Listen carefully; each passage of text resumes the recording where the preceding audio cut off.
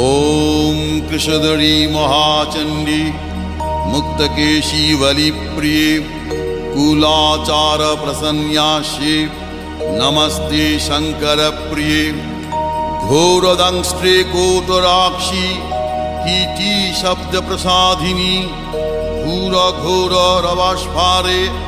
नमस्ते चित्तवासिनी बन्धुका पुष्पशङ्काशे त्रिपुरे भयनाशिनी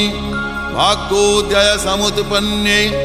नमस्ते वरवन्दिनी जय देवी जगद्धात्री त्रिपुराद्ये त्रिदेवते भक्तेभ्य वरदे देवी महिषग्नि नमोस्तुते घोर विघ्न विनाशाय कुलाचार समृद्धये नमामि वरदे देवी मुंडमाला विभूषणे